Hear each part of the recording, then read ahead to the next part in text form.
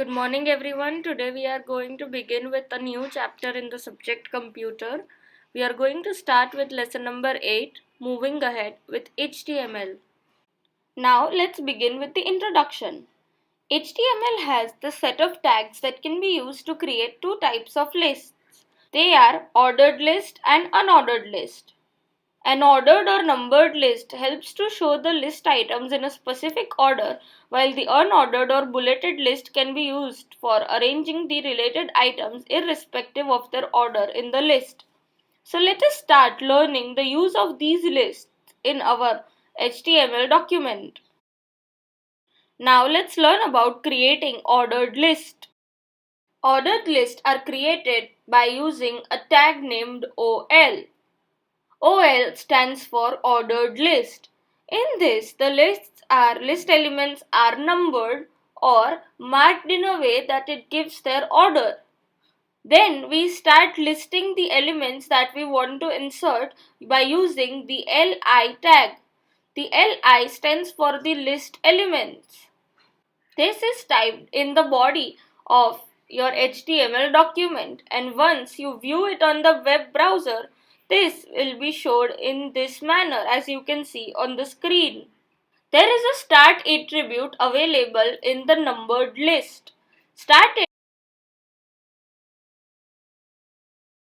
Now let's look at the type attribute.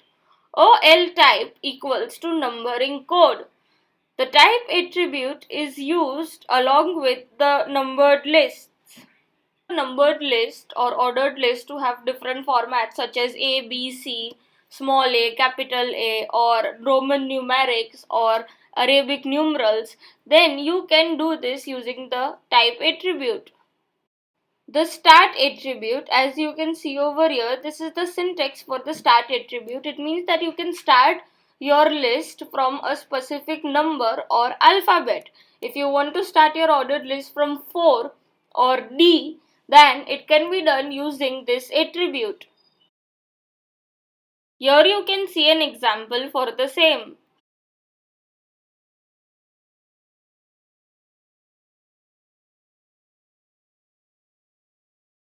We are now going to start to learn how to create unordered list.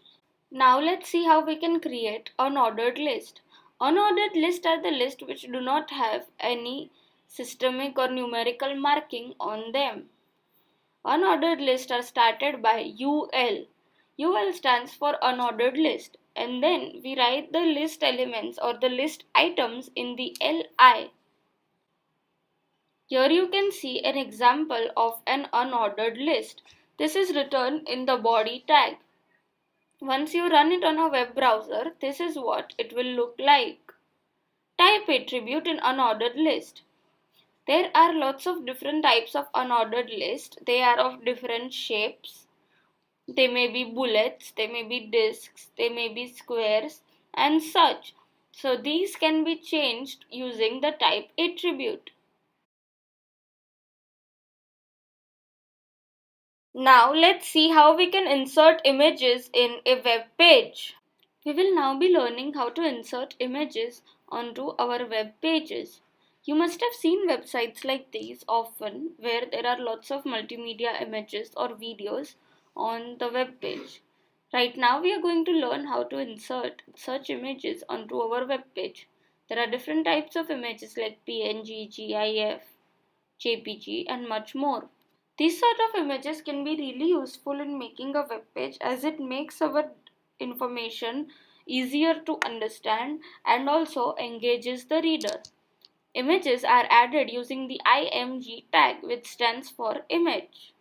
Here we also write SRC, which means the source from where we are supposed to collect the image.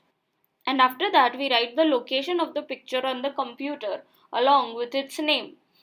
So here you can see an example of how we write the image in our HTML. We write the image tag and then we write the SRC attribute, which means the source, and then we write the location. When you run it on a web browser, this is what it will show. We use the image tag in the body part of our HTML document. You can adjust the height and the width of the image on HTML. using this attribute. First write height and then you can write how much you want it to be displayed, and then do the same with the width, and then the image will automatically be adjusted on the screen. Adding image border. You can also add a border to your image using the border attribute.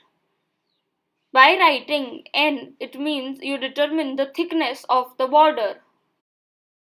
Here is an example of how you can use all the three attributes of height, width and border together to adjust the height and width of your image, as well as give a border of thickness 10 to your image. Hyperlinks. As we know that www or World Wide Web is a collection of billions of web pages connected with each other through links available in the form of images, buttons or text, etc. By clicking on these links, we can move from one page to another. These links are called the hyperlinks. Now we will learn how to create the links between the web pages using hyperlinks.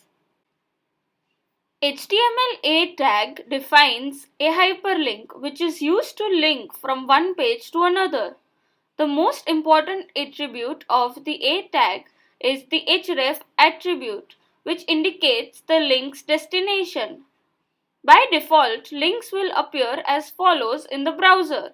An unvisited link is underlined and blue, a visited link is underlined and purple, an active link is underlined and red. The href specifies the URL of the page that the link goes to, which means that after the href we write the location of the URL that we want to link our page to. You can see an example of the same. This hyperlink will appear on the text in between the anchor tag. Here the text is "click here to see Yuvraj page." Once you run it on the browser, it will appear like this. Now let's see what happens when you click on it. It directs us to another page where the data is stored. Now let's see more examples of the use of anchor tag to make hyperlinks. Using image as an hyperlink. You can also use image as a hyperlink. This can be done by using the anchor tag in this manner. href equals to name of the location or URL of the HTML document. Here you are going to enter the link of the page you want to join with our web page. And then instead of writing the text, you use imgsrc equals to the name and the location of the image file. This image will now act as a hyperlink. Here you can see an example of how this is done. Now we are going to check what happens when you use this and what is shown on the browser. Creating tables in HTML. We can also create tables in HTML. Tables are made up of rows and columns. The column is a vertical division of data storage, whereas row is the horizontal one. Together, the intersection of a row and column creates a cell.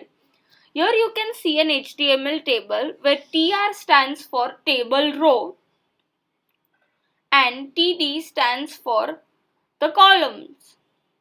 Together, we write the content in between the intersection of rows and columns. Now, let's discuss TR. TR stands for the table row. Each table data or table cell is defined with a TD tag. Each table header is defined with the TH tag. By default, the text in the TH elements are bold and centered, and by default, the text in the TD elements are regular and left aligned. Here we can see the syntax of defining a table row and table data. Now let's learn about the different attributes of table tag. Now let's learn about the different attributes of the table tag. Border attribute. You can add a border to your table by using the border property. This can be done in multiple ways, such as firstly we can write directly the size of the border in n by using the border property. For example, here we have written table border equals to 2. It will give a size of 2 border all around the table. We can also add the background color attribute in table row or table data tags. Now let us see how we can do so. Here we write tr background color blue, which is used to give the background color to the rows. As you can see in the output over here, border color attribute. Table border equals to 4, background color equals to yellow, and border color equals to red. This gives us a table with border of size 4 and the background color of the table is yellow, whereas the color of the border is red. Here you can see the output for the same. Aligning the cell values in a table. Here you can see how we can align the values of the cells in a table.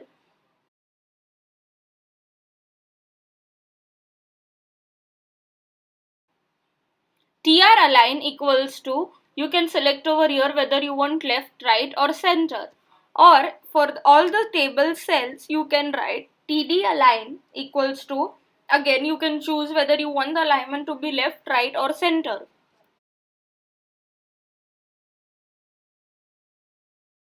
Over here you can see an example.